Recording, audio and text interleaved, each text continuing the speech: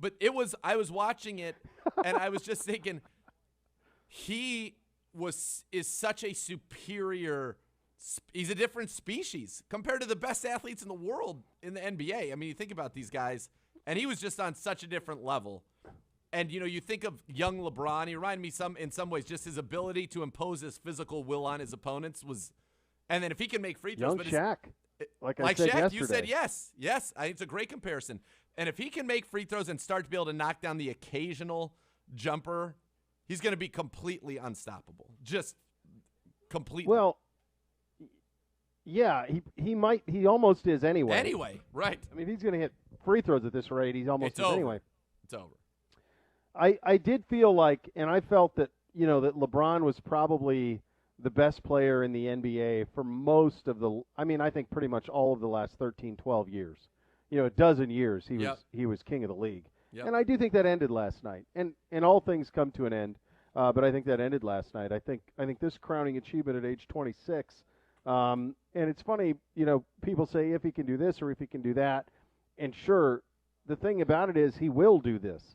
He will do that, because when you win a championship, you become emboldened. He will get better. He's 26. He will become his game will continue to evolve. He'll become better at his deficiencies. He will put in that work, and there will be more of it. Now, there's luck along the way that leads to this. In terms of injuries, I mean, no Kawhi with the Clippers. Sure. Do they get there without him? Durant goes down in the Nets series. Do they get there if that doesn't Harden, happen? Kyrie. So all of those things. But, of course, the reality is that when you look back on these, and I think about this with Toronto, I don't know if anybody looks back on the Toronto win and goes, it was Curry alone. There was no Durant, there was no Clay. They had shredded Achilles at that time, or one had a knee, one had an Achilles. They were out. I don't know that anybody looks back at it that way. You just look back and go, that was a championship in Toronto. And I think that's how this will be. You're going to look back and you're going to go, that's a championship for Milwaukee. Yeah. And it was cool. It reminded me of 16 for us. You think about how long you waited. It was a very, very special moment for that city. And I think for a sport, I mean, you do the math on this. So the Lakers have won 17 titles. The Celtics have won 17 titles. The Spurs have won 5. The Heat have won 5. And the Bulls have won 6. Those 5 franchises have the vast majority of the championships. And really, 2 of them have the vast majority. This is not a league where parity exists. And you look at who's won. Golden State is not some traditional power. You grew up there. They were a fun little team with Run TMC and all of that. But Rick Barry won one way back. But this was never a destination to go play in Golden State. They drafted Curry. They drafted Clay. They drafted Draymond. Sure, they got Kevin Durant because it all lined up for them, but they drafted those guys. Same thing with Toronto. They drafted Kyle Lowry. They drafted DeMar DeRozan, who they turned into Kawhi Leonard. Yep. They drafted some of the, Siakam and those guys. They found them. They developed them. That's the same thing here in Milwaukee. Giannis was a 14th pick. Yep. Danny Ainge almost pulled the trigger on him, though. Did you see that came out today? Why does he keep doing this to himself? Really? Why does he keep doing this to you? Oh. I really liked him. What are you we doing? thought about it, but no, we passed. You know what I also love about the finals, and now that I've watched a couple of these games, when a guy like a Bobby Portis turns into something that is more than what Bobby Portis would normally be, and the crowd is loving him, and he is just playing out of his mind. Yeah. Bobby Portis got out over his skis a couple of times yesterday on the technical. He was almost out over his skis. Yes, pretty quick tee given the circumstances of Game 6 of the NBA Finals, and Sure. he said nothing to the official. He just ran the other way. I didn't think you could get a technical from running away from the official. That seems, Seems a bit egregious. Go yes, ahead, Gibby. You want to talk about the draft, the 2013 draft. Oh, it's sad. You know who had the number one pick in that draft? Is that Canadian guy? It's not just Bennett? us, though. It's Bennett. That's the Anthony Bennett draft. God. But read the 14 names ahead of Giannis. There's 13 or 14 names. Do you have it up? I do. Anthony Only Bennett. C.J. McCollum. Other than that, disaster. Yeah, Victor Oladipo went number 2. Oladipo's been a good player. Otto Nice player. Porter Jr., 3. Cody Zeller, 4. Alex Len, 5. Nerlens Noel, 6. Ben McLemore, 7. I really thought Ben McLemore was going to be a good pro. Kentavious Caldwell Pope, 8. Trey Burke, 9. C.J. McCollum, 10. Michael Carter Williams, 11. Steven Adams, 12. Steven Adams been a decent role. Kelly Olynyk, 13. And Shabazz Muhammad, 14, before Giannis. Jeez. Man. This year was kind of a crowning achievement. If you have a good scouting department, because Jokic wins MVP and he's a second rounder, if you have a good scouting department, you've been rewarded this year in the NBA because of what's happened. I thought it was fun. I thought it was great. It's interesting we had the same experience because I did end up rooting for the Bucks about halfway through this. I don't know, at halftime I was like, yeah, I mean, let's just win it here. These people need it. Give it to them. Give it to them. I mean, the frenzy out there. I also look. If you're the Suns, you lose by 7 in a game in which I don't know why Crowder's shooting 9 threes, because even when he could not have been more wide open. They ran a play for him, and he couldn't have been more wide open, and Booker went 0 for 7. If those two guys go 2 of 16 from 3, they're not going to win. I thought it was amazing how much in crunch time they relied on Jay Crowder. Stunning. I mean, he took a lot of big shots in that fourth quarter. I kept going, my God, wouldn't you, like, Booker figured something out. And how about – it was wild to me. And then how about Middleton, who was this was probably his least impressive game of the season, because prior to this he went for 29, 40. The two before that he had 17. But, boy, did he hit 2 real contested jumpers in the last 2 minutes where I was like, no, yes. Right. Well, he had that turnover, too, where he was trying Just to do too much bounds. that you thought maybe would let Phoenix back into it. Yeah, and it didn't. So it's good. I think it's great for that sport when you have, these type of teams in it and you have them, you have an ability to. I think there was a fear that when LeBron went to Miami, and even before that, even what Boston had done, and honestly what the Lakers have done forever, which is get guys together and get superstars together via draft or trade or free agency. That this would end up being I used to call it the AAUification of the NBA, where they would all just want to play together. But if you look at these championships, the Lakers one aside, it's teams that have been drafted and developed. It's not the buddy system. It isn't. The Lakers won in the bubble, but other than that, Toronto, Golden State, Milwaukee, and I understand Golden State got Durant, but they also won a championship without him. Correct. And were 73 wins without him. So, they did that too.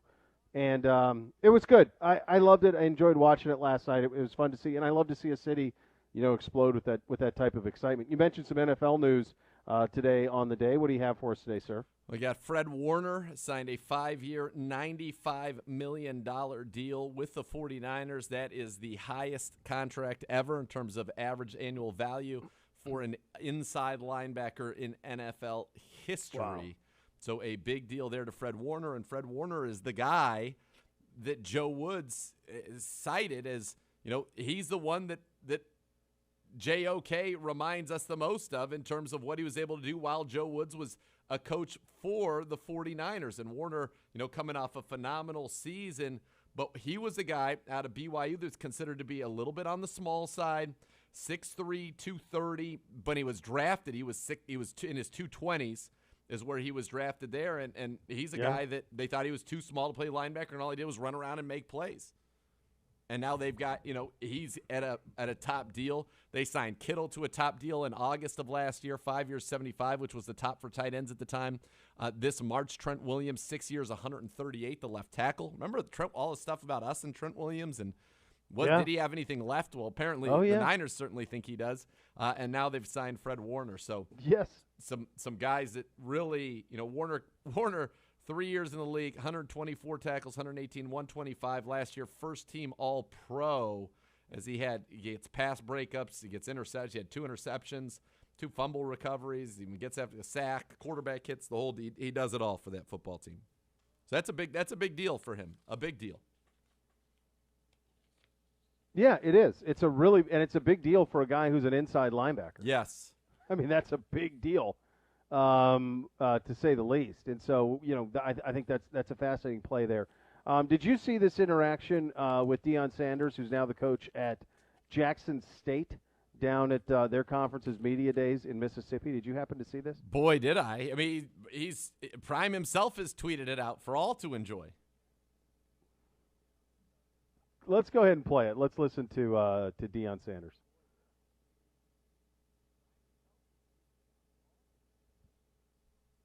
Hey, Deion, was just wondering if you could. Hold on. Let's back up a little bit. You don't call Nick Saban Nick. Don't call me Deion now. Okay. I call Nick Saban Nick. You don't. No, you don't. No, you don't. That's a lie. If you call Nick Nick, you know you get cussed out on the spot. So don't do that to me. Treat me like Nick.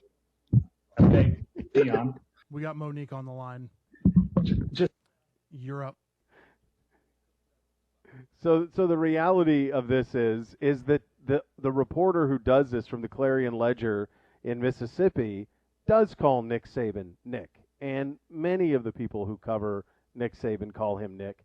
My hunch is that Deion Sanders continues to coach in the state of Mississippi, and right now is SEC Media Day, and he's trying to get a little bit of attention for himself in SEC Media Days down in his state, where he's trying to do something at a historically black college or university in Jackson State. And knowing Deion a little bit, and when I say knowing, having interviewed him about a dozen times over the years when I was in Tallahassee, everything he does is calculated, and he's lovely to the media. Don't kid yourself. He is lovely. He gives you exactly what you want. When you talk to Deion Sanders, he's like Roy Jones was like this. When you talk to guys like that, you want them. You want them on, and he always is. I've never talked to him when he's not on. He's always on. And so this was premeditated for him for sure, and I think it gets a little bit of attention that probably he was looking for.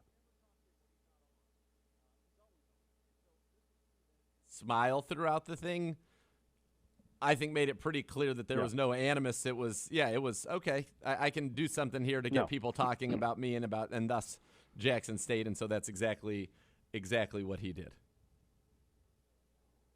Are you a coach guy or are you a first name guy? Gibbe and I were talking about that before the show. Both.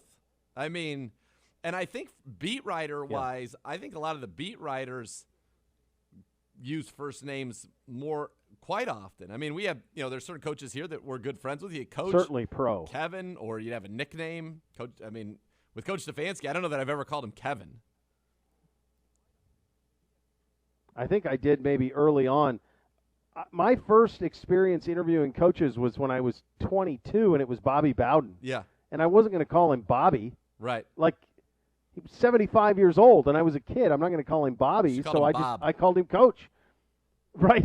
Bob. Right. So I found that I'm a coach guy. Like, I call coaches coach is what I usually call them. Yeah. Just out of habit from something that probably happened, when I was young. So that was well and premeditated on Deion's part. Okay, it is a Summer Blitz edition of the program. The Browns give back Summer Blitz. There's a lot to get to on this front, and we'll get into it coming up next. Off and running here, Cleveland Browns Daily, 850 ESPN Cleveland. Union Home.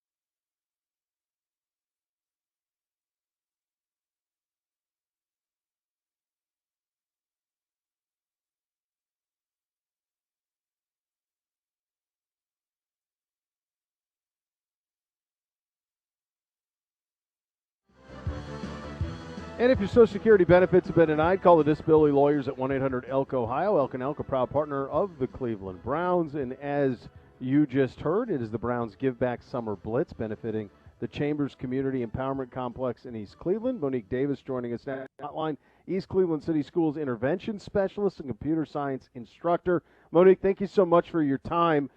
Just in terms of for our audience, putting this impact and the impact that can be made here today and the Browns Give Back Summer Blitz, try to put us into a little bit of perspective for our audience, what it means and how big and how important this is.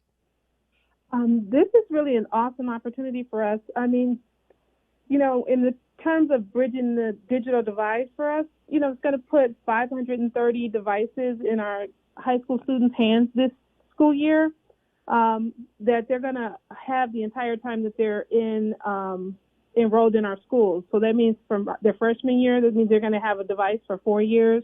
For our juniors, they're going to have it for 3 years, seniors for 1 year.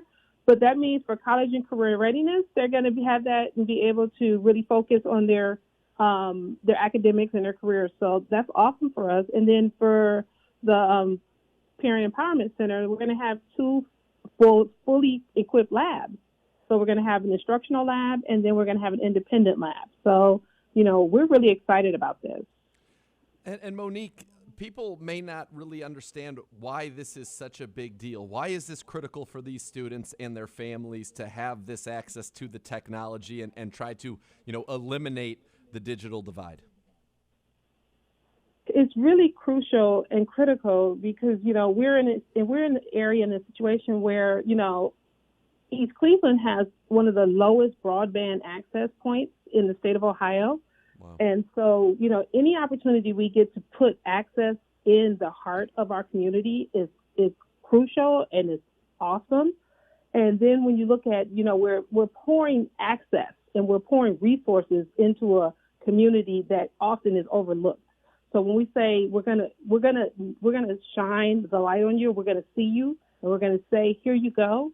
And then we say, we see you, we want you to have, and we're going to put the opportunity in your hands to thrive and to have the success. We're excited about this. We're looking at graduation rates going up. We saw our graduation go up to 84% this year. And so we're excited about that. That's awesome.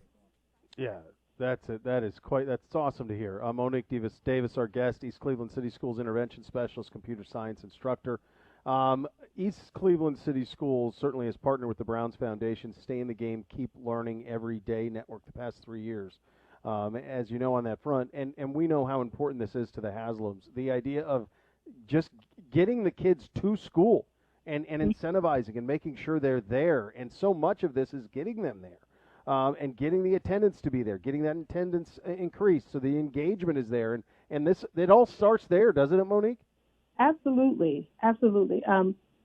Getting the word out, getting a chance for parents to know that there's an opportunity to talk, to be involved, the opportunity to have access. And there's opportunities, there's resources, there's activities and things that they can do at the center.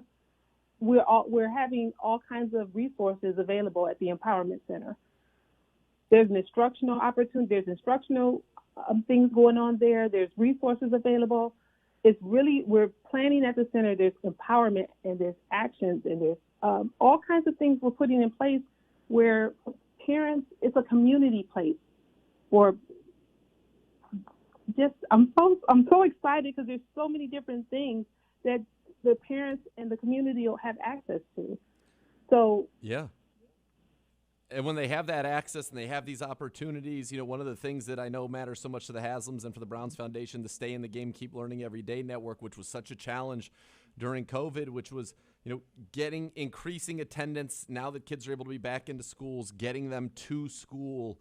How has that benefited? And as you mentioned, your graduation rates are going up. I imagine that means there's increased attendance, increased engagement, increased access to technology and opportunities that, allow these kids to make better lives for themselves and their families, which is ultimately what it's all about. Absolutely. And that's one of the things we really focus on in our school. And one of the things we do, one of the programs we have at the high school is we have a technology program where the students are actually learning to fix and maintenance computers. So as we're giving out those devices, we have a program where kids are actually, when they bring them in, if they're troubleshooting, if they have a problem, we troubleshoot them and we see if we can fix and repair the problems that they're having with them. So we're also teaching kids how to actually maintain computers that are actually coming into the district. So that's part of our technology program that we have at the school. Monique, do you have one kind of example off the top of your head where this getting in these Chromebooks and getting in the Chambers Empowerment Complex, where you can look at a child who was in your school district and you say, you know what, because of this, I know that this person is on to a better path. And I'm sure how gratifying that must be for you to get to see that. Oh yeah, we have several. Well, we have one student I know of that she started out in our program. She was looking at going into journalism, and she started taking computer science classes with us, and she decided that she actually wanted to, now she's going to be a double major. She's still going to do journalism, but she wants to do computer science too, and journalism. I can give you an example of another student who she's decided she wants to do computer science now. She didn't know what she wanted to do, but she started taking a computer science class with us, and she said, you know what, I want to do computer science. She's into, she took a field trip where we went to a Gardner HVAC company, and she got to see how they actually service our school district, and she got to see on the computer how our heating and ventilation works in our building, and she could see the different rooms and how they were lit up and everything. And she came back and she could tell me how the temperature was in my room and everything. And she came back and she said, Ms. Davis, I want to do this. I want to learn computer science and I want to work on this. And she said, I'm going to take your class and I'm going to take Ms. Colson's class and I'm going to do this when I get out of here. And I said, I'm excited for you. And so she said, I got to take the rest of your classes. I'm going to take Ms. Colson's classes. And when I get out of here, I'm going to school for this. And I'm so excited for her. So now she has a focus. So somebody who didn't know what she wanted to do and wasn't really serious about her classes now has a focus and has a plan. And so we're going to help her. That's awesome. Oh, that's awesome. Monique, thank you so much for your time and all that you do. We appreciate it a great deal, and continued success, and keep on moving in the right direction. It seems like that's what's happening down there. Thank you. Thank you so much. All right, good stuff there from Monique Davis, East Cleveland City Schools Intervention Specialist and Computer Science Instructor. Today is the Browns Give Back Summer Blitz, benefiting the Chambers Community Empowerment Complex in East Cleveland. You're listening to Cleveland Browns Daily on 850 ESPN Cleveland.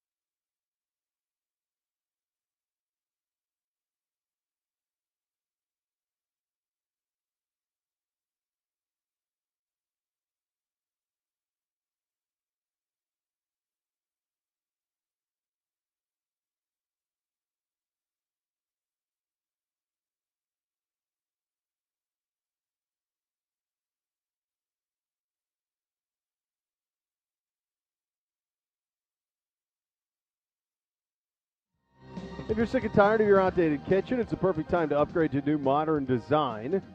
Go check out my friends at Northeast Factory Direct. Their cabinets include all the upgrades: solid wood, full extension drawer glides, cushion closed drawers, and doors.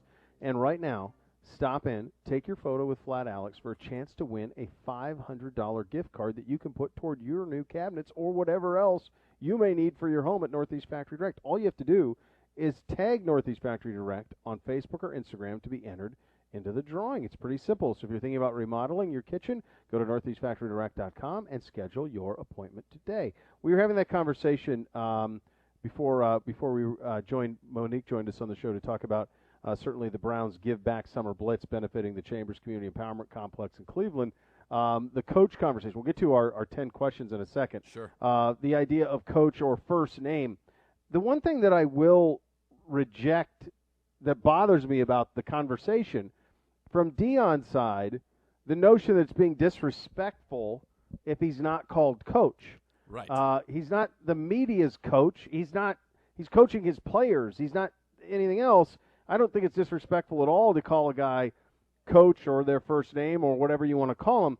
And at the same time, I don't think it's deferential or beneath you if, as a media member, you call somebody coach.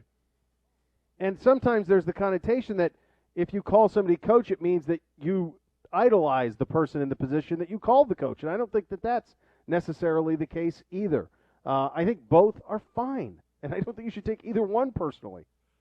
Agreed. And I thought that when you look at it, from my personal experience, I think everybody who's been coach has been coach. And then as you get to know them, maybe you may have a relationship with them outside of football where you can talk to them, and sometimes you'll use first names or a nickname, as Gibbe would know with some of the coaches who have been through here. But, yeah, I don't think it's saying that it just is an easy coach. I mean, coaches call each other coaches just like when you watch Top Chef, the chefs call each other chef. It's just kind of okay, And honestly, I refer to a lot of my friends as coach. You do refer to a lot of people as coach. Coach is strong in your that's right. You've referred to your kids I got as a lot of coaches. Your kids are coach sometimes. Oh yeah. My oldest, when he was little, I mean, Boots. When my oldest was up until Bootsy's age, that's what his nickname was, Coach. Yeah. I always called him Coach when he was little. That's what I called him. So yeah, I don't know. I don't view it as a slight. And I don't view it as beneath reporters if they call them that. I think it's whatever you're comfortable in, and I think that's kind of where it is. And I think from Deion's perspective, look, this is a guy who I don't know that there's been a more successful self-promotion marketing job from the grassroots level that's ever been done in professional sports than Deion Sanders. Deion Sanders, while at Florida State, came up with the name Primetime, Neon Deion, all of that, marketed himself as a defensive superstar. That's right. He became the money. Oh, jeez. What a song. Absolutely. He became a guy who was one of the highest endorsers playing corner. And you say, well, yeah, what's the big deal? It was a really big deal then. The only people you saw in commercials were quarterbacks in those days, occasionally a running back, but primarily quarterbacks. A defensive back who doesn't even see the ball, if he's doing his job, hardly ever sees the ball. That's right. And he did it. Boy, did he. My favorite part about this is you would think that if there was ever going to be something to follow the word coach, it would be Coach Saban, Coach Stefanski. Correct. He doesn't even want to be called Coach Sanders. He's Coach Prime. That's right, Coach Prime. He's Coach Prime. Not Coach Sanders, awesome. Coach Prime. No. Guy is as affable and as good of a talker as anybody, great self-promoter. Excellent. Yeah. I've got a chance to interview him as well, not many, many times like you have, but every time it's electric.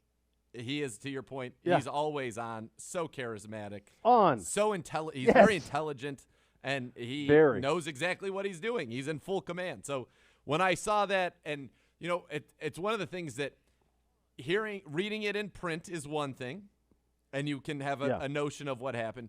Just hearing the audio is a second, and you can kind of feel like, oh, when the guy said Deion again, that it was like a call me Chris one more time situation. Right. But when you watch the video and you see the smile on his face, he's quite pleased with how all of this has transpired. Yes. Gibby, you have a point? Is Deion the guy in the football meetings? You know how they have all the coaches and the ADs together? You know, you have your meetings during Media Day week. In addition to the media obligations, it's really, you know, your league meetings. Is he the guy that every coach just hates in that room? Well, I mean, is he an obnoxious guy or is he? I'm sure you have to understand, and I have the benefit, I won't get into too great detail, but I have a benefit of covering an HBCU. I covered Florida A&M. Mm-hmm. So let's just say that aside from Eddie George, who's coaching, I think, at Tennessee State, aside from Eddie George, the amount of personal wealth that's been accrued over the years by Deion Sanders and his contemporaries, it's apples and avocados. So if there is, you know, he is so far removed from their normal circumstances where they're trying to make it work in many instances. A lot of those HBCUs are just trying to make it work. It's trying to make the money work.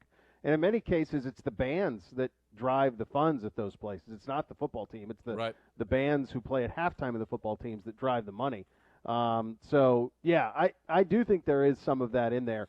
I think one thing to his credit is that I always found to be very cool about him, and I'm sure you found this as well, is what I thought was cool is when I would interview him in Podunk, Tallahassee, back at Florida State, he would give me the same energy as he would Dan Patrick. And I appreciated that because he didn't need to. I mean, it was going to be on local television in North Florida. But he gave me prime. He didn't have to give me prime. He didn't have to be engaged. He didn't have to give a damn, but he did. And he gave me prime, which is, as a 20-some-year-old kid, awesome. That's who I wanted to interview. Sure. I wanted to interview prime. Yep. And he would allow me to do so. And there's plenty of guys, and I know you know him as well, where I've had guys, you know, big-time guys, I won't name by name, who'll be like, now, who are you with? And depending on who you say, the tenor of the interview can change. You've always been a big B and always been at big places, but I haven't. And there are places where they will judge you based on where you are. And so I was always appreciative that he treated me. It felt like the same as he treated Berman or anybody else. They might eat a peach throughout the entirety of your interview. You never know what could happen. Jeez. Who would do such a thing? What a dastardly deed. It is pretty dastardly. Sit there and lick their fingers with peaches It looked dripping down. It appeared to be a famed Mackinac peach from Seinfeld because the joy that the individual had while eating this peach, and you're right, to go to their fingers was really stunning. It's, you know, we have those Red Haven peaches. It's almost Red Haven peach time, and those are the best ones that I've had. We get them up at the lake. You get a little Red Haven. They're a real treat. Oh, boy, you can really mash one of those up in a bourbon. It's a real treat. And enjoy them without it as well. Go ahead. I was going to say, when I was a kid, one of my favorite candies were the peach gummy-O's. I really loved those. Yeah. That was a real. Come on. What a tasty treat that was. I don't know that peach as a flavor is used as much as it should in the candy form. I think you're right. I don't think there's a lot of grape, there's a lot of cherry, a lot of green apple, and I think peach is largely forgotten, and it's a shame. Can I come out and say it? Cherry is the most overrated candy flavor. Its ability to taste like medicine is. It doesn't even taste like. It doesn't even taste like a cherry. Candy, or doesn't like a cherry, rather. Yeah. Yes, correct. It does not taste like a cherry. I would argue that what you just explained with the cherry is the same thing that my kids experience with the flavor grape, which was one of my favorites as a kid.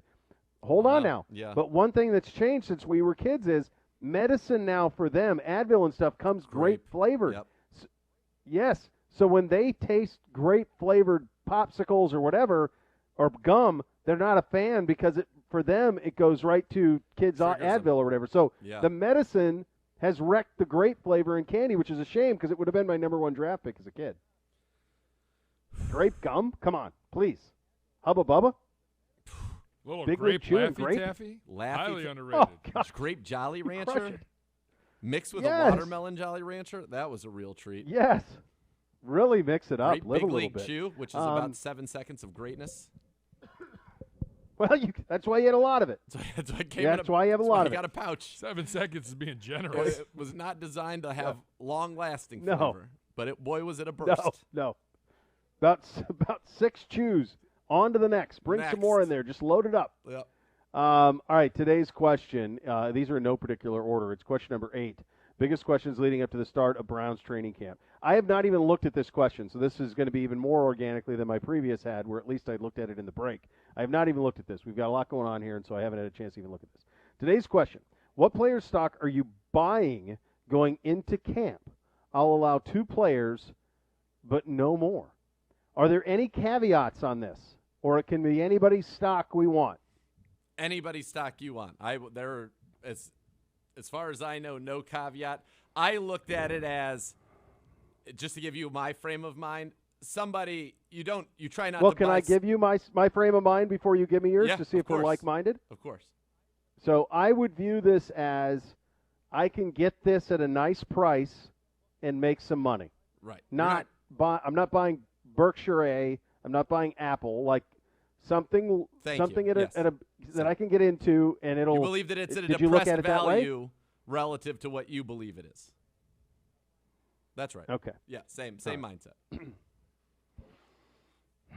see if you can swipe mind out of 90 people, which you probably have to eliminate. It's so many humans. You might have to eliminate 15 or so who are not even eligible to be bought at this time. And the other thing that you have to add to this conversation is you have to add to, while we are we're essentially, like with some of these players, we are essentially, Palo Alto people buying Tesla. Like we knew it was good a long time ago, right? So Yes. these people they're too close to home, but that might not be how the rest of the world views them. The rest of the world may view them as a depressed stock, and they are not. Oh, there's a lot of ways to go here. I don't see any scenario where we thread the needle on this and hit. I think there's too many ways to go. All right, so the first guy that I would buy stock in, based on this would be one where I would buy with the heart as much as anything else. I would buy stock in Odell Beckham Jr. this season. Oh, wow. I would. I don't know if it's – I think that's probably a depressed stock right now. It's most off rankings haven't had him in the top. It's off of its highs. Right. There's no doubt. It would be a depressed stock. There's a lot of doubt around him. I just have a hunch that in terms of his mental place, his physical performance based on what I saw from him running routes, and the type of things that with a full offseason he'll be able to do in this offense, that he could be somebody who we go, oh, yeah, I remember who that dude is. I just have a feel. It's not going to be 1,400-yard year, but it could be 11, and it could be 8 to 10 touchdowns, and that would be a tremendous benefit based on what we are. So I'll start there. God, there's so many ways you could go on this.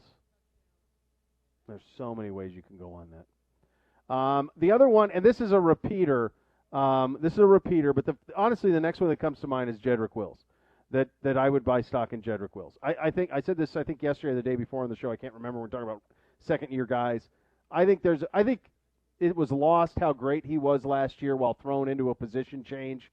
And now a full season at left tackle, a full year with Bill Callahan, and the rest of the offensive line is so solid. I think Jedrick Wills could be, by the time this season is done, top 5 or 6 left tackle in all of football. So that's the way I go there. But I honestly, it was a little scatterbrained because I could have gone about 50 ways. Yeah, there are a lot of ways to go. One way, in addition to kind of how we laid out, we're thinking of it as a depressed stock, and I think with Odell, you're right on that. Jedrick Wills, who you think is going to take a massive leap forward, that makes sense that his value will only increase next year. I'm going to go with a guy who I think signed a 1-year contract this offseason, and if I were able to buy stock in him and say, okay, I can buy you at this year's value, and then I love this. every percentage, I love where you're going. Every percentage above that you get above that next year, I get some share of what your next contract is. Yep. And I'm buying Takk McKinley stock. That's the guy whose stock I wanna go in on. And let's not forget, he was the 26th pick of the 2017 NFL Draft. He had 6 sacks as a rookie. He had 2 more sacks in the playoffs in their Super Bowl run when they ended up losing that game to the Patriots. He followed that up with a 7-sack season in 2018.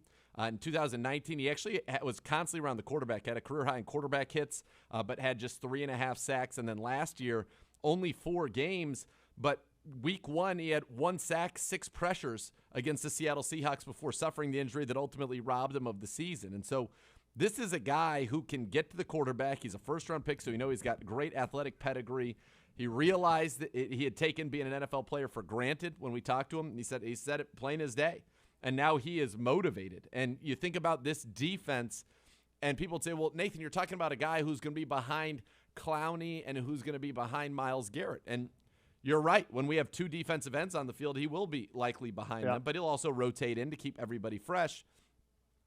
But when we're getting after the quarterback, he's going to be out there. When we're rushing the quarterback for the most part, he's going to be a part of that with Garrett and Clowney. And, you look at Takk McKinley last year when he was lined up in a wide 9. It's a small sample size. He had a 31% pass rush win rate, which was elite. That's where he's going to be. He's also good inside, over a 20% for his career, which matches up with Clowney and Myles Garrett. So I think there's some flexibility there for him. So Takk McKinley, what do you need? What do you need to blow up, right? What's kind of the formula you see there? I think it's simple. Talent plus motivation. You're on a 1-year deal now. You were a first-round pick where everybody was loving you. You racked up, counting the playoffs, 15 sacks in your first 2 seasons in the NFL. But it's talent plus motivation plus opportunity, and I think that's going to equal monster production. I think Takk McKinley has a chance to be a 10-plus sack guy, and then if that happens, be a $10-plus million a year guy after being a $4 million 1-year guy this offseason. I like what you did here. This is like the people got Bitcoin early. That's right. That's right. Yeah, it's a good job out of you. Next. Thank you. Next. You have 2 or just you want one? Another one? I could give you another one. I thought we had 2. No. Oh, he's allowing 2 players. I thought I had to give 2 players. I just did that as a bonus. Just extra content for the people. Hey, your mic's off. Maybe if you had an on-air light, you'd be fine. Let's go. Yes. Anyways, I did 2 because I know Zegura. I have 1, but really, I have 2. I'm going to give you 2 because I'm going to over-deliver. So today you under-delivered. If you'd like me to give you no, a second. No gold star. You're out. If you want a You're second. out. Go sit in the corner. What's amazing? You're done. The most amazing thing of this is that there's so many things that I love about this show. So many. Yes. And I love about the both of you. But I love this notion that Gibby goes to admonish you, and because he does not have a light to let him know his mic is on, he can't. I also love that Gibby allows for 2 for you because you always go 2, and this is probably one of a billion times where you actually follow the letter of the law. Like you are a press up into the line and exceed the line consistently, but in this instance, you stayed within the navigational beacons. I love that. But I've done that on all these questions because these aren't even these are actually the other half of the Ibs Boys questions, and these are for the written word also on the website. So like it's repurposed. I have my real answers already done, and which Brown Star could be poised for his best season yet. I talked about 1 person, David Njoku. Could I have talked about 2? Sure, but I went with I'm just I'm a rule follower. Everybody knows it. And wrong.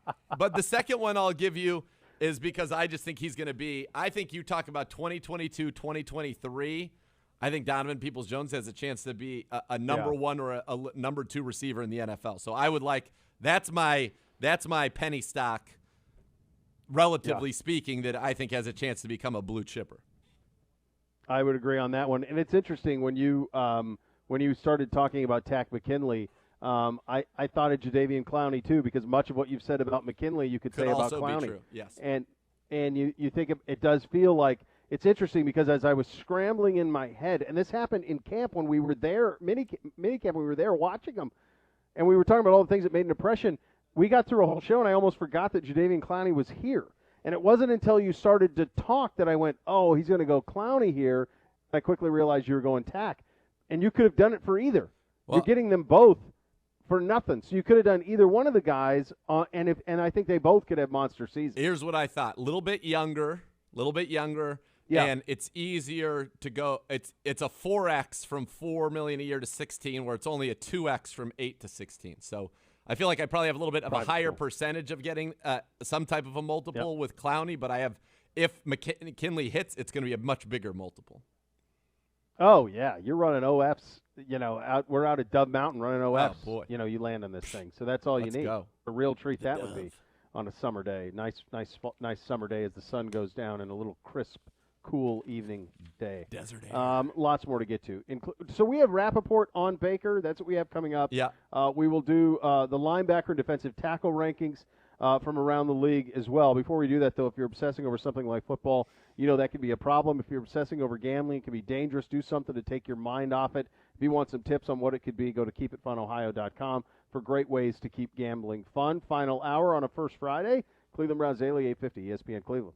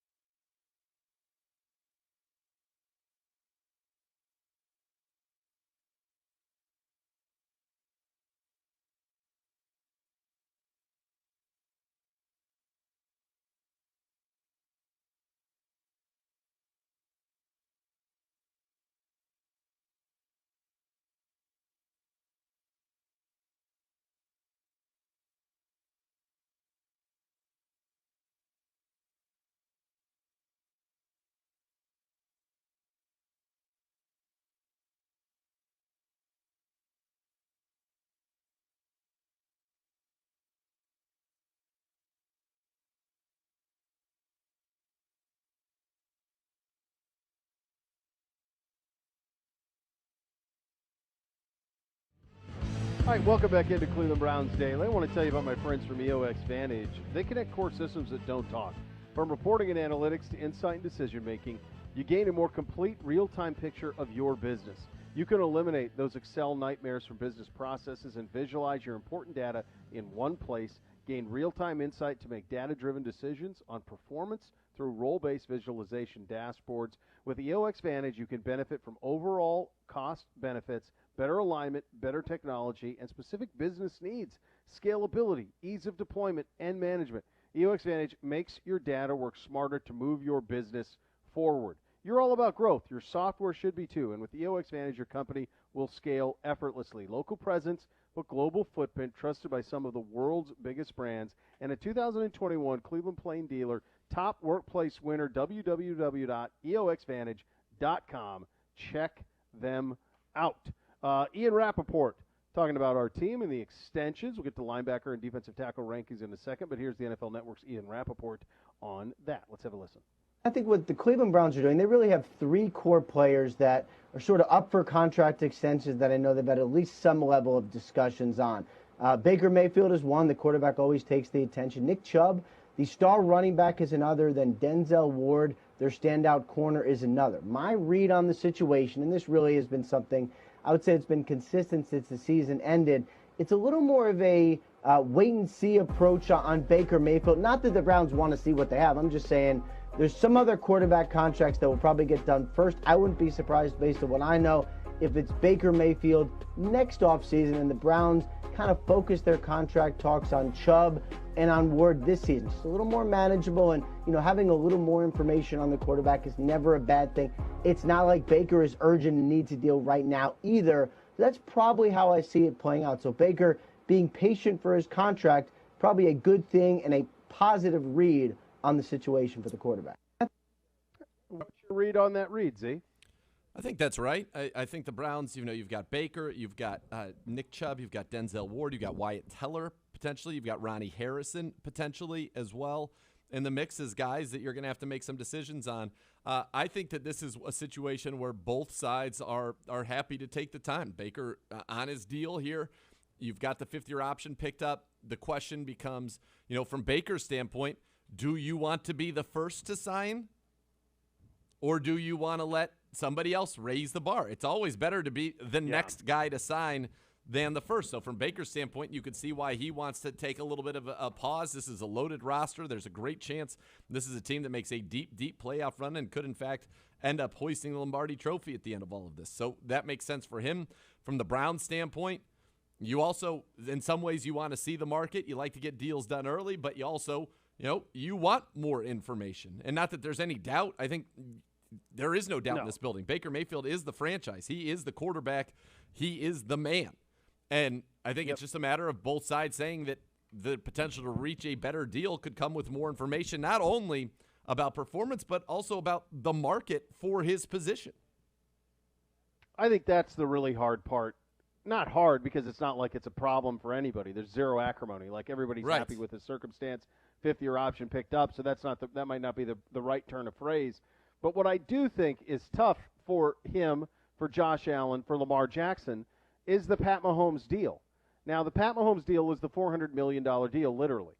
The problem with the Pat Mahomes deal is that from an NFLPA perspective, someone always has to try to trump that. Well, there might not be any trumping of the Pat Mahomes deal. That might not be the case, but there could be, because the television money has gone up. And you may look back at the Pat Mahomes deal at some point and say, steal of the century, by the time that you see all this new television money that comes into the league. So that's the hard part. And so when you're Josh Allen, to me, Allen would be the one that would be the first one to go. Yep. And then it's tricky on how you figure the number on that. I think it's really hard. I think everybody on our side says, hey, let's get Nick figured out. Let's get Denzel figured out. And then Baker, we're fine. We got a fifth-year option. There's no hurry. Josh Allen is the franchise tenfold. And how do you compensate for that? I mean, we have Baker is the star of stars, but we have a lot of stars. That's right. And the tricky thing is going to be, it's certainly going to be, the Allen and the Lamar deals and how you navigate those.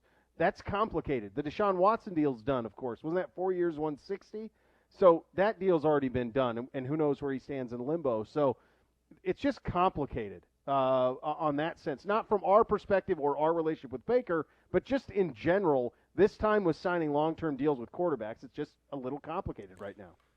Right, and as we said, you don't want to be the first one, certainly as the quarterback. And I think Josh Allen will be the guy that is probably the first to get done, just because he does. I think there still are some questions in Baltimore with Lamar.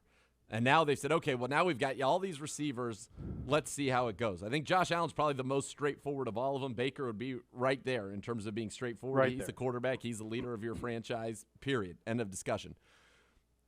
It is going to be fascinating to see because, we're talking about a bunch of young AFC quarterbacks are the ones that are up next, and guys that you'll be dealing with and contending with for a little while. And I'm curious to see how all this plays out and to see, what do things look like with full stadiums again, and what do these revenue numbers look like as people, that extra game. And I just think there are a lot of factors that we don't know exactly what that pie is going to look like in the next couple of years, and to be a part of it. And I think people will look back on the Mahomes deal as at some point in that deal, he is going to become underpaid, probably Agreed. fairly substantially at some point. Yep.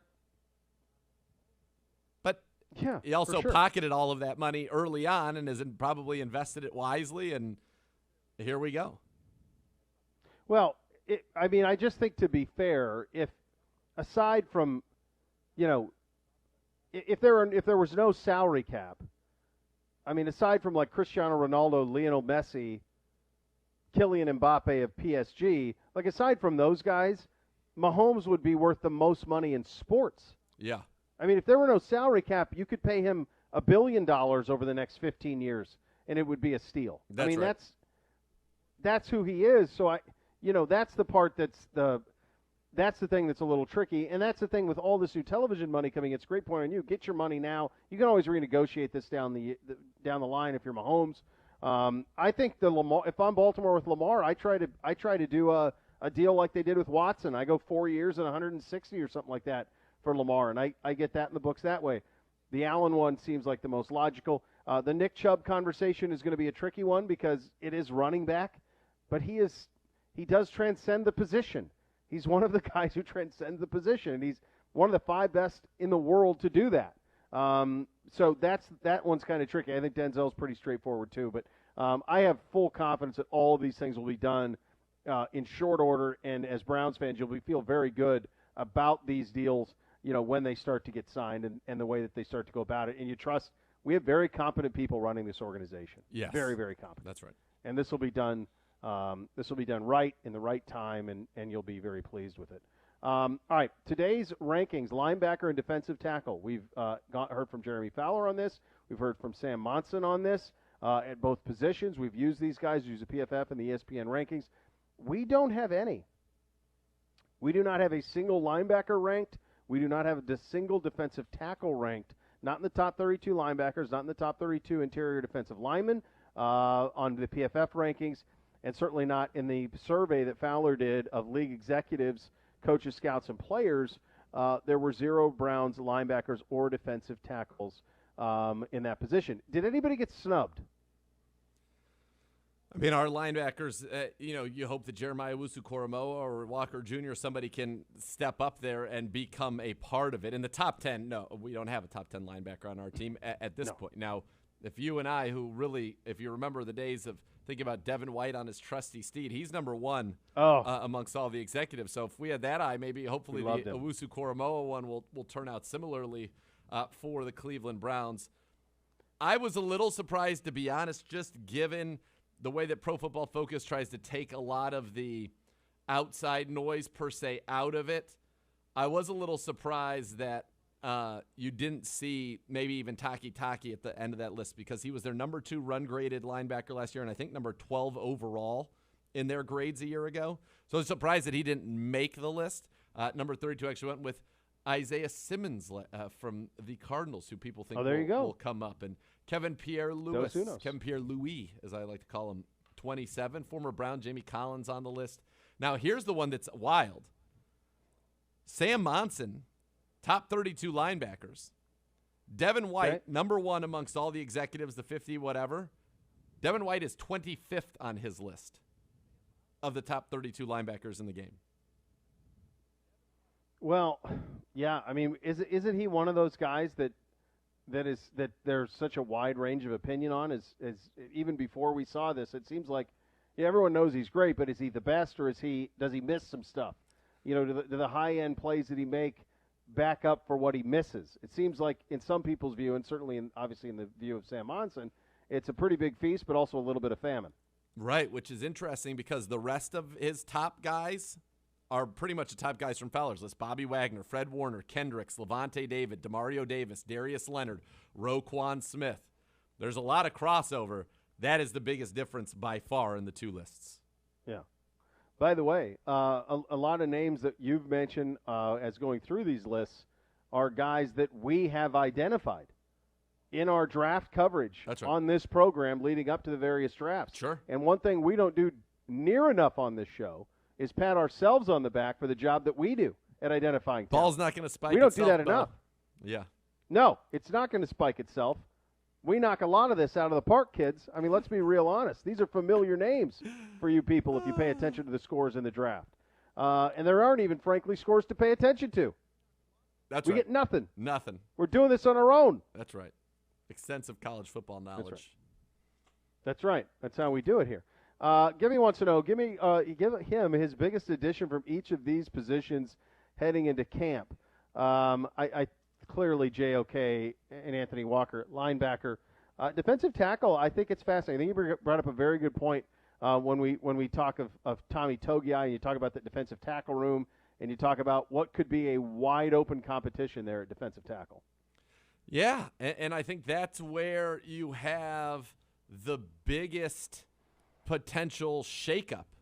It's hard to look at this and say where could a veteran that we're counting on to be entrenched here with this team, where could there be a surprise? And that's a room that I think if there is to produce a surprise, it could be there. Is Togiai coming out of Ohio State who dominated when he dominated Clemson? Is he ready to go? Is Malik McDowell the top 10 talent that everybody knows he is? Does he have his head on straight? Is he somebody you can't keep off the field? Is Jordan Elliott, who Chris Kiffin said is the guy he's most excited about this year, does he take a major leap? And so that room is the one where I could see some type of a change and a shakeup, with what we think is the status quo, what we know about Billings, who opted out for a year, what we think we know about Malik Jackson, who's more of a pass rusher, so I'd say a little bit safer. And this is not in any way, shape, or form to imply that I think Andrew Billings is anything other than the starting defensive tackle this year, because I do think he is that. But that's the one position where you've got youth and real talent and pedigree that there could be some kind of a shakeup beyond what we would expect. Yeah, certainly so. Going to be fun. I mean, those are the two positions you're most excited to see in camp, is just to see how it shakes out. So much talent. Who makes the roster? You could go from thinking you're not going to make the roster to being a starter at these two positions. So that's how wild it could be at these positions by the time we get to it. Lots of talent at both. You're listening to Cleveland Browns Daily on 850 ESPN Cleveland.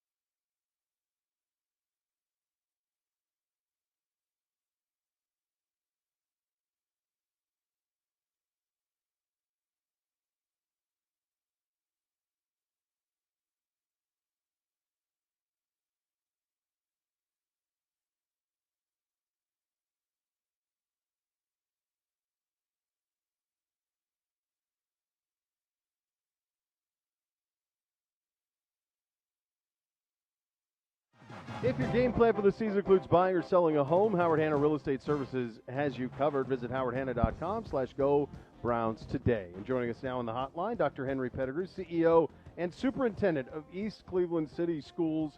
And today, of course, we are discussing the Browns Give Back Summer Blitz, benefiting the Chambers Community Empowerment Complex in East Cleveland. Dr. Pettigrew, thank you so much for all that you do and for giving us a little bit of your time today. I think I probably know the answer to this, but you could probably word it better than I ever could. The impact of the Cleveland Browns getting fully behind something that is so near and dear to your heart has what impact, sir? I don't have words for it, whether it's huge, tremendous, outstanding, or amazing. The Browns' overall support and commitment here to East Cleveland and the community, really over the last couple of years, and how they've impacted, whether it was chronic absenteeism and we're working with Stay in the Game Network, or trying to combat the digital divide because East Cleveland is one of the least connected cities in the state, or the field project that they're refurbing, and even down to food and toiletries being given out to our students at the beginning of the pandemic. It has been an amazing journey here with the Browns. We are so thankful for their support, giving us even $350,000 for laptops and computers to support our students through their Inspire Change grant. So this has been an amazing opportunity for us to partner with the Browns, and we're so thankful. And this impact is going to be, again, tremendous. And it's something that's so important to the Haslams, and it's not just the Haslams, it's the coaches and it's the players, it's the whole organization. And I know a lot of the Browns organization there today working on the Chambers Community Empowerment Complex. Tell us about the complex, what it does, and to have, this is not just a grant, this is actual now time, people working to make this place as special and as important and as inviting as it can be to the members of your community. Absolutely. The Browns and the volunteers that came out today, and they're working, they're painting, they're cleaning, they're assembling chairs and laptops, and really getting this empowerment center ready to receive our students and our families in the fall. This is an area where not only do we have a place where parents can learn with their students, they can get additional educational resources, financial resources. We also have the East Cleveland Neighborhood Center in here that is conducting student classes and parent resources. And we also have a community garden. The Browns helped us get a garden in that space as well, so that we can have that natural and those foods and those fruits and vegetables. So that's really going to help our families. But this is their summer blitz, and we're so thankful that the Browns chose Chambers to really roll up their sleeves. And it's not about money, and it's not about being present, but it's about rolling up the sleeves and getting to work. And the Browns have shown us today that they roll up the sleeves and get to work. Dr. Henry Pettigrew, our guest, CEO and Superintendent of East Cleveland City Schools. Dr. Pettigrew, I remember we had Mrs. Haslam on one time here in the last couple of years, and we were talking about something that was near and dear to her heart, which was the stay in the game. And what they mean by that is it's really critical that you get these kids to school, that once they get there, many good things can happen. What have you seen with that initiative? Certainly part of a statewide initiative, but what have you seen in terms of the impact that has had on your kids? They love staying in the game. I mean, whether you're talking about the elementary students or even the high schoolers, getting swag and incentives from the Browns players, and chomps being available in the buildings to support efforts and initiatives, and just really the backing of the Browns with signage and T-shirts, and just really showing that they're a partner helping our students stay in the game. It has cut our chronic absenteeism rates. It's engaged our students. It's allowed more students to really focus on the work in the classroom. But then it also promotes that we need to look at academic data as well as attendance data and feedback from families, so that we can build this entire school culture and uncover and reduce barriers to attendance, so that we can support and create opportunities to support so our families can thrive. So this has been a phenomenal experience to be part of Stay at the Game. Since I've been in East Cleveland, we've been connected. We are an action district, and again, so excited, and it has been a phenomenal help to our children and really getting them engaged and staying in the game. And with attendance rates up, with this closing of the digital divide through the grant, earlier we were speaking with Monique Davis, and she told us, graduation rates are up. And that's got to be, for you, I imagine, the most gratifying thing about all of this. Absolutely, absolutely. You know, this just what we're talking about here with the Browns and their contributions have allowed us to be flexible and responsive to our students. We are seeing graduation go up and chronic absenteeism going down, and those things that we're watching. So credit to Monique also in what she's been doing. She's part of this network as well. Just trying to reduce and get students back into the game. In East Cleveland, we have an opportunity here to allow students to fulfill their dreams and carry out the careers of their choosing. And really the Browns have helped us with this entire Stay in the Game initiative to motivate and empower our students and families to do that.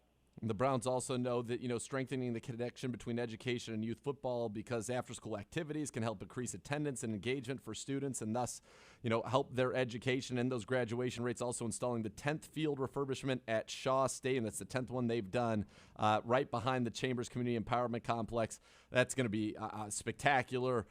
What does that piece of it mean to you as well? This is an emotional piece. We know in East Cleveland, our stadium was almost 100 years old, and it wasn't really suitable for our students. We actually were going to a neighboring district last year to play football because our stadium just wasn't up to par.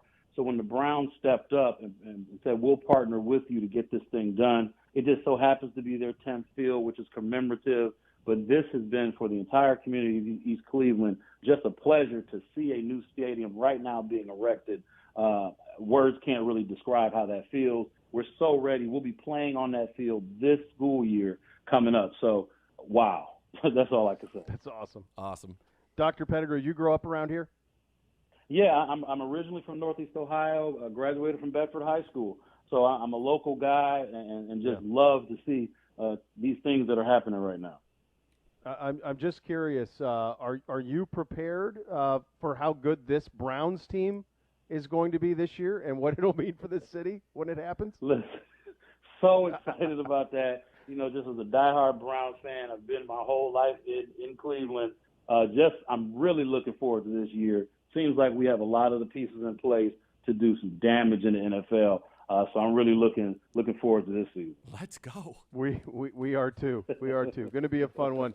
Dr. Henry Pettigrew, CEO and Superintendent of East Cleveland City Schools. Thank you so much for your time, sir, and thank you for all that you do. Thank you. Thanks for having me. It was a pleasure. All right, good stuff there. Some stuff. News about Hall of Fame induction weekend down in Canton.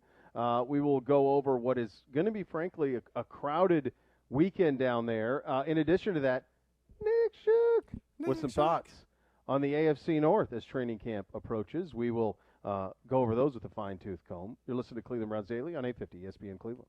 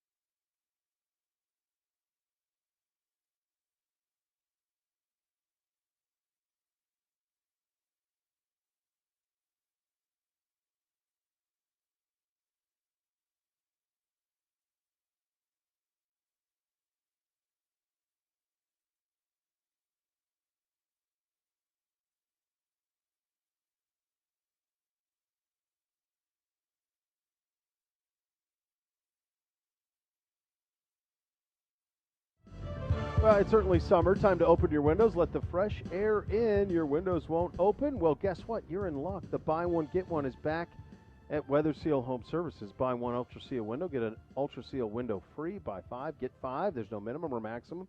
Replace your entire home at once. Weather Seal's Ultra Series windows are strong, durable, beautiful. They're easy to clean. They're easy to open. And for the lowest monthly payments, ask about Weather Seal's exclusive 7-year 0-interest financing with the approved credit. Weather Seal is locally owned and a name that you can trust. You can call them at 877-WINDOWS or visit WeatherSealHomeservices.com for more on that front. We will get to Nick Shook in a second, who, by the way, knows the importance of certain people in this organization, and we'll get to that. That's in a second. right. But did you see the Hall of Fame weekend? So it's Cowboys and Steelers, right? And they play on Thursday night. Is that the way that it goes, Gibby? Okay, so it'll be Thursday night. It'll be Steelers and Cowboys. And then they have 2 classes because we didn't do it last year. So last year you had a centennial class that got missed. So those guys, so that's headed by Troy Polamalu, Bill Cowher's in that class, Jimmy Johnson's in that class. That will be on Saturday in Canton, which is fine, which is normal. They used to play the Hall of Fame game on Monday, but they do it on Thursday now, and so that's the way it's going to go. But then on Sunday, this year's class goes in. And this year's class is loaded. This is the Charles Woodson, Peyton Manning class. And I would argue that there are few people in the last decade or so that would have the possibility to both entertain and be poignant the way that Peyton Manning would be. Correct. And he's going to speak on Sunday. He's speaking third Sunday of Hall of Fame weekend. I don't know. And I love the Hall. We've been members of the Hall since we've been up here. The boys love it. We go down at least once a year, a lot of times twice a year. I encourage all of you to do it. It's awesome.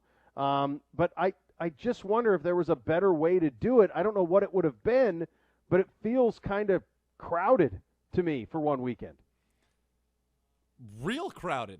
There are a lot of speeches that need to be given, and they're long and lengthy, and it takes a lot out of people. And unfortunately, you're going to have people whose moment should be their own. It's going to take a lot of stamina. It's going to take a lot out of the crowd. It's going to be very difficult to consume all of these for anybody to consume the entire weekend. So you're going to pick and choose. And,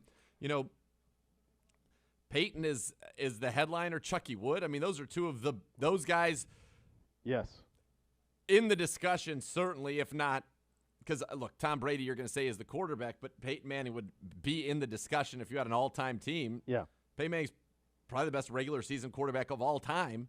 Chucky Wood might be starting on the all-time defense. I mean, these are two of the He's in the conversation. preeminent players of all time. Yeah, and it's interesting because I think they're going to be cheated a little bit because if in a normal year, if they were allowed their own induction, and again, I don't know logistically how else you could have done it, and I'm sure they did the very best they could because there's great people that run it, but just from in a normal world, it's more likely than not that it would have been the Raiders versus the Colts in the Hall of Fame game, so that Woodson, or the Packers versus the Colts, so that those fans of Woodson and Manning could come to the game, and they would have been a part of it. Like, those two guys are certainly good enough. It's as good a Hall of Fame class as we've had in recent years to have both of those guys in the same class. And so they're kind of being cheated a little bit. I wonder in retrospect if you could have done it over multiple weekends. Maybe you couldn't. I don't know. It seems like that this is going to be a little bit of a tough spot, though. It's a tough spot for the Hall. It's a tough spot for the league. And I do wonder if by the time you get to Sunday, which is a monster class, if there will be some fatigue. There's got to be. I mean, I think it's just natural, right? I mean, it feels to me like there's got to be fatigue, no doubt. Could you have done one at the beginning of the preseason and one at the end, like 2 induction weekends? I think it needed to be 2 induction weekends, or you do a second one as a part of the 2 weeks of Super Bowl festivities. There you go. Yeah, it really needed that. And I think it could have helped. I think the Hall could have handled it. Sure. And I think if you do the traditional one, you do it at the end of the preseason, that probably accomplishes it a couple of weeks apart so everyone can get their bearings again. Logistically, I don't know. Canton can handle a lot of things. That's a lot on their plate. I mean, you're talking about like 20 guys. Yeah. That's a lot of hotels and bars and entertaining that has to be done. All those golf courses will be rented out. Yep. It's just going to be – it's a lot to get it all in one weekend. And, you know, maybe you did a game on Thursday, you do one class Friday night, you take Saturday off, you do another class Sunday, and then maybe Monday you played a game. Maybe that was a way to do it. I don't know. But it's going to be very difficult because one of the things about the Hall that is so cool, and we can't wait till the Hoff goes in. Can you imagine what we will do for the Hoff? Oh, it's going to be. I mean, clearly, Gibby, we're going to be down there. I mean, the whole weekend, right? I mean, we're doing the show there. They're going to get us an RV. We're just going to camp out. Yes. We'll just broadcast and cocktail. Yeah, that's right. Yes. That's right. That's right. That's exactly right. I mean, for the Hoff? The Hoffmobile. Will the Hoff go? Because, like, the Hoff went fishing when he got drafted. Yes. The Hoff will go. The Hoff will go. He's not being the only guy other than Terrell Owens to not go. He's going. He's going. Yeah. So when's he eligible? Is it 2 years? Could it? It's not next year. It's not next year. This will be the fourth. 22 will be 5, so then you get going in 23, right? Yep. Yeah. So 2 years. Yeah. So hey, pay attention to the scores. The Cleveland Browns are going to play in the Hall of Fame game in 2 years. You can write that in Sharpie. Let's go. Book it. And we'll be down there. Can you imagine us just parading around Canton, taking over Stark County for a week? It's going to be glorious. Jeez. It's going to be glorious. We'll really going to be. We'll probably be in the I don't know, fifth string entourage for the Hoff. But boy, are we're gonna perform like first stringers. You I'll tell just you that give much. me an invite into the party. I'll take care of everything else. You get us. Look, wasn't Jerry down at like Glenmore, like the big country, one of those big country? I think he was at Glenmore. Jerry ran out Glenmore. Like let's get it done, Hoff. Let's get on the books with Glenmore right now, or Brookside, one of those places down there. Let's get it on the books. And let's lock this down. This is something we'll talk to the Hoff about in the preseason here. I mean, we got some He'll time. love it. Yeah, he's gonna love it. Hoff. Listen to our ideas. He loves nothing more than talking about celebrating his greatness. We should be the social chair for this. Well, now you're talking. Now you're talking. You're going to need someone to take that off let us your handle hands. it. You might, and Gibbe might be the most qualified person in the world for such an endeavor. I don't know that anyone is more qualified for that task than Gibbe. I'm expecting Gibbs to call in, I don't know, given his relationship with some of the great bands of all time. I'm expecting Gibbe to have somebody show up for a private concert just for the Hoff, just from his Rolodex. To make that happen. Yeah, you hear that? Yep, that's right. That's right. Yeah, that's how that needs to go. So that'll be fun. But anyway, I think it's a tough weekend. I think it's going to be great, but I think it's going to be really hard to get all of that done. And I know they've thought of it. They probably thought of everything, tried everything, and this is where they're at. But it's a lot to try to get that many luminaries in over a weekend without it becoming a little bit fatigued. And I actually preferred the Monday nighters to Thursday. I liked the Monday because then it was kind of like that was kind of the culminated with the game on Monday. We all know it's a bad game, but at least it's a game. It's the first, and sure. It culminates. Yeah, it culminates on Monday. All right, our great friend Nick Shook with a AFC North training camp preview. And what I would like to do, Mr. Zegura, if you would, so the first thing that Nick Shook addresses here is most important position battle. And if you would, sir, do you have this pulled up by chance? Boy, do I. Could you read what appears to be the fourth or fifth sentence? The one that starts with when? When is the first one? I believe that's it. That's right. I believe you have it. When I appeared on the team's daily radio show, that's right. Big B hosts Nathan Zegura and Beau Bishop told me they're already blown away by what they've seen from the former Fighting Irish linebacker. End quote. Oh, boy. Good job out of you, famous, boys. Nick Shook. I feel like we birthed Nick Shook from our loins on this show. I believe that we did as well. Yeah. We helped him. We showed, when we brought him on this show, we showed the world what Nick Shook is capable of as a multimedia superstar. What we did as the big B's. We just we brought him into the limelight, and then we just threw him out of the nest. Said, you can fly, brother. Go fly. You can fly. Fly on, Nick Shook. Frolic. That's right. And he, I love it. He knows. I mean, put in there big B. What do you think about that? That it says big B's in an NFL.com article. I love it. Gibbe. You know, I think some people would say, "Oh, that's surprising." Who would write that? Not surprising. Not appropriate. Surprising. Yeah, that's right. I'm just sad that Gibbe didn't get the proper acknowledgement. We'll work on that. Nope, We'll I was not. That. I was not in. I was on my 2-week vacation. I booked him and walked away. Oh boy, that's even better. That is a shame. It's a shame. Shame. No, I'm good. Hate to see it. I'm not the guy in front. I'm the guy behind. Well, hey, it's yeah, certainly. That's what they say. Look, we've talked about this. The position battle at linebacker certainly is going to be a fun one, and it's most fun because there's like 5 or 6 guys who could start, and then you could either go from a guy who you think you're going to start, or maybe you won't make the team. And so that's why it is the one that you – defensive tackle's the other one. But this will be, as we said earlier in the show, this one's primed. This is primed for I think I said this yesterday or maybe the day before. You can't afford a bad day in this position group. No, not one. Not in practice.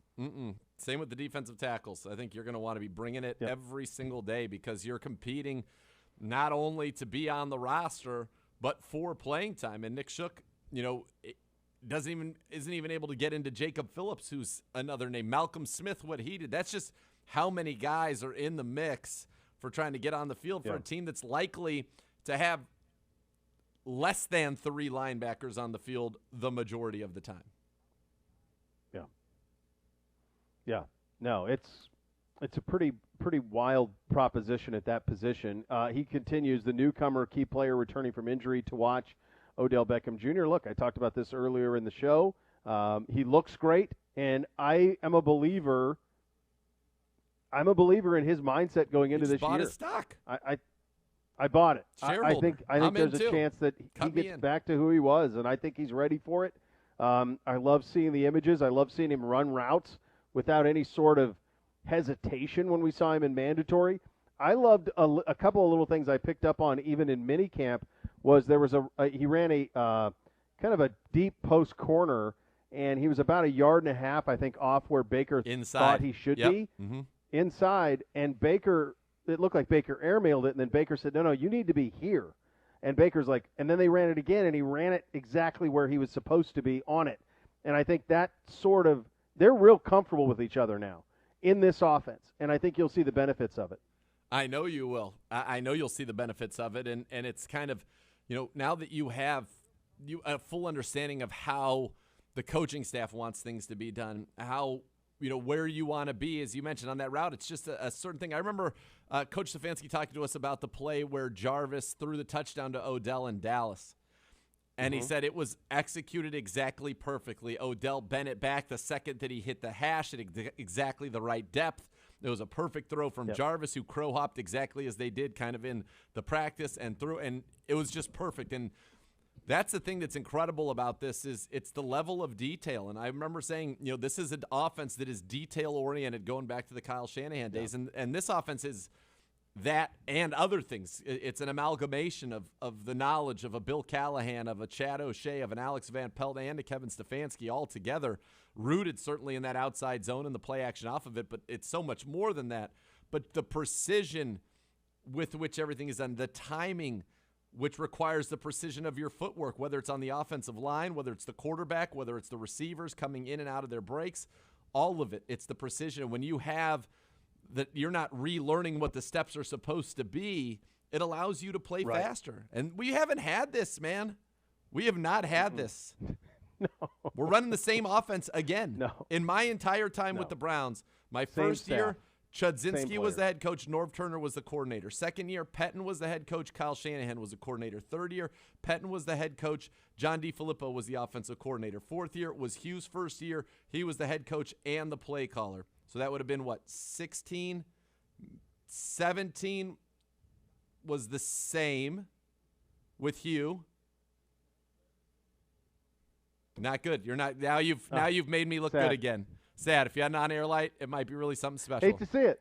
I don't hate to see it. I love to see First it. Friday. Couldn't like it even more than I Hate to do. see it. Impossible. It's great. Go on. Yes. Gibby. The Zoom should be out for everybody Wasn't to enjoy. 17 and 18 Hugh and into 19? 16 was No, Hugh's first you're right, year. 16. 17 was also Hugh. 18 was Todd Haley, then Freddie in terms of offensive coordinator. 19 was Freddie, and then last year was Stefanski. Freddie and Todd. Right. Was in 18. Started with Todd, ended with Freddie. Well, and then the next year, Todd. In terms of offensive coordinator, right? No, Todd came in at the beginning of 18 with Hugh No, as the not head Haley. coach. Why am I blanking? We had the guy who's now at Georgia, the offensive coordinator at Georgia. Oh, Monken. Monken. Yes. Yeah, Todd Monken. Monken. Yeah. Yeah. Yeah, so he was the offensive coordinator and quarterback coach. So, yeah. I mean, yeah, it was all of that. And now you've got everybody back offensively, everybody back in this. Like, that's why I said this, and this will be a conversation for camp. Yeah. There is actually a lot of pressure to take advantage of this moment. Yes. Because this exact thing won't be this way next year. Next year there will be new players. There will be very likely new coaches because I think we're going to have a great year. And so there's going to be a lot of people who are going to have to learn. Now, you'll have the same quarterbacks, a lot of the same key players, but you'll have some new guys. This year running it back, I mean, us in Tampa Bay, that's it. Nobody else is doing it like this in terms of running it back. No. A couple other notes from Nick Shook. Talks a little bit about Baker in year 4. Talks about the defensive tackle position, which we've talked about at great length. And then obviously talks about the secondary improvements. We encourage you to read it. But he mentions Newsome, Grant Delpit, and their returns as well. And look, the AFC North is just a beast. It's a beast. There's no other way to say it. I mean, it's second best as conference much in as I football, think or Pittsburgh. division. It's the second best, yeah. And I think as much as I think the Steelers are going to start to head in the wrong direction, and they probably started at the end of last year, I do think Najee Harris is going to be incredible for them. And I think he's going to, like fantasy-wise, to deal with. He's going to be tough to deal with. I think they are going to be a full day by the time all is said and done, even if they are starting to, kind of fall back from the pack a little bit. But, gosh, they signed Ingram as well, and that's going to help them immediately. Yeah. So going to be a fun division with obviously a very lot of talent. Still so much more to come. You listen to Cleveland Browns Daily on 850 ESPN Cleveland.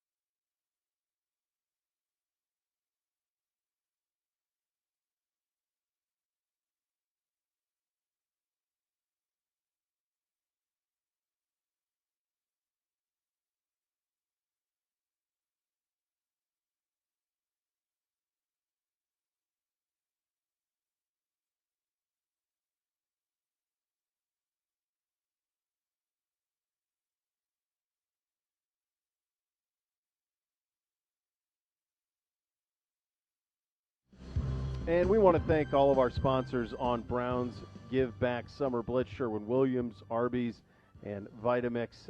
Thank you, as a lot of good being done today. And I know you're headed out there shortly, sir.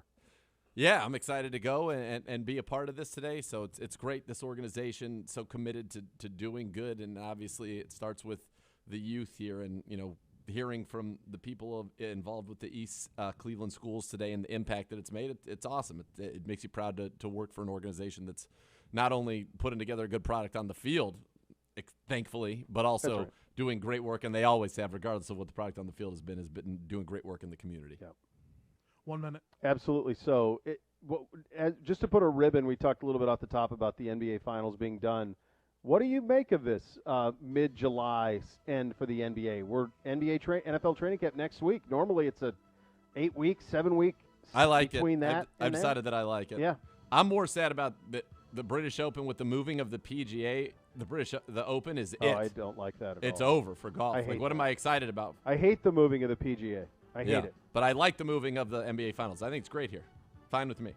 Used to have PGA and Firestone in August to look forward to, and now, like for me, Bupkis. for a golf fan, but not I won't watch another tournament. I'm out. Probably, yeah. 30. And that's no good. That's no good. I think it was better to keep those in August and keep it going a little bit. I can tell you that the next level is coming up next.